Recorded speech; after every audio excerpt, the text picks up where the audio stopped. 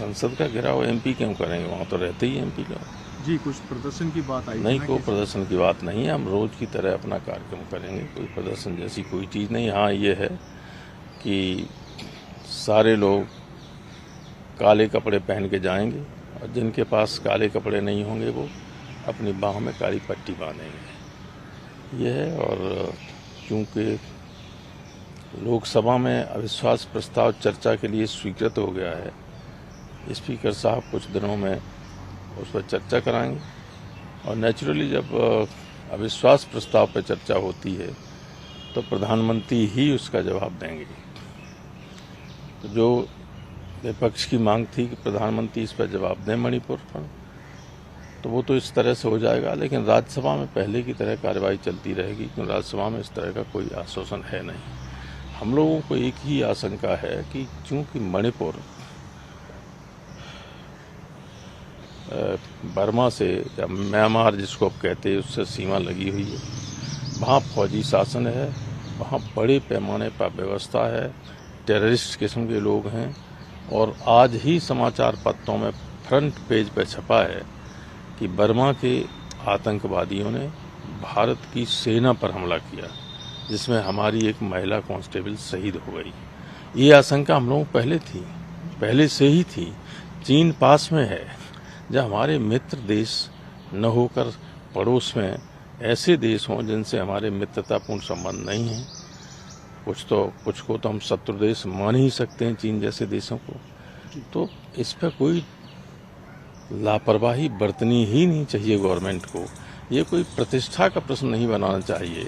ये तो देश के हित में विपक्ष ये मांग कर रहा है कि आप कहें तो लोगों को लगे तो कि देश के प्रधानमंत्री हमारे बारे में चिंतित हैं। और हम लोग बार बार कह रहे हैं कि प्रधानमंत्री कम से कम अपील ही कर दें मणिपुर के लोगों से कि वो शांति बनाए रखें। लेकिन चूंकि मुख्यमंत्री इन्वॉल्व है वहाँ और बीजेपी का है, इसलिए वो मुख्यमंत्री को बचाने के लिए देश की जो एकता और अखंडता है उसको दांव पे लगाए दे रहे हैं। भाई ये अनफाउंडेड नहीं है कि मुख्यमंत्री ये करा रहा है। पहला विक्टिम था वो 21 साल का एक स्टूडेंट था ट्राइबल कम्युनिटी का, ईसाई। उसने फेसबुक पे मुख्यमंत्री के खिलाफ कुछ पोस्ट कर दिया था, उसके खिलाफ मुकदमा हुआ, पुलिस उसको पकड़ के ले जा रही थी। तो मुख्यमंत्री समर्थकों ने उस गाड़ी को घेर लिया, पुलिस डर के मारे भाग गई और उन्होंने मार के पीट के उस लड़के को मार दिया। ये पहला विक्टिम था। उसके बाद तो अनाप शनाप क्या क्या नहीं हुए, इंटरनेट बंद कर दिया गया, इसलिए लोगों को मालूम नहीं। वो तो किसी तरह से कुछ वीडियो अब आने लगे हैं सामने जो दिल दहलाने वाले हैं। तो जब ये स्थिति हो तो किसी भी सेंसिटिव व्यक्ति को, देश के हित में सोचने वाले व्यक्ति को इसमें, और अगर वो उसके कहने से स्थिति ठीक हो सकती है तो उसको जितना जल्दी हो सके इसको कंट्रोल करना चाहिए और शांति बनाए रखने का सार्थक प्रयास करना चाहिए। और संसद में इसलिए चर्चा होना चाहिए क्योंकि सारी दुनिया देख रही। देखिए, हमारे मणिपुर पर ब्रिटेन की संसद में चर्चा हो सकती है, अमेरिका के लोग कुछ कह सकते हैं, फ्रांस के लोगों ने क्या लिखा है प्रधानमंत्री के बारे में आप देखिए अखबारों में, वो अलग चीज़ है। लेकिन हम सब का इंटरेस्ट ये है कि देश के इंटरेस्ट में, देश की एकता और अखंडता के इंटरेस्ट में प्रधानमंत्री स्वयं आगे आए और इस मामले को निपटाएं। सर, अब चूंकि सीमा पे हमला, अब आप क्या चाहते हैं कि सरकार का क्या स्टेप होना चाहिए, क्या गवर्नमेंट को? देखिए, हम तो यही चाहेंगे, कोई ये थोड़ी चाहेगा सीमा पर झगड़ा हो।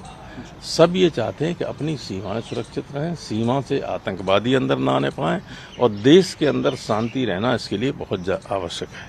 इसलिए मणिपुर शांत होना बहुत आवश्यक है। क्योंकि मणिपुर में जो लोग पिट रहे हैं उसी कम्युनिटी के लोग मिजोरम में हैं, उसी कम्युनिटी के लोग नागालैंड में हैं। तो आप पूरा अशांत हो जाए और होना शुरू हो गया।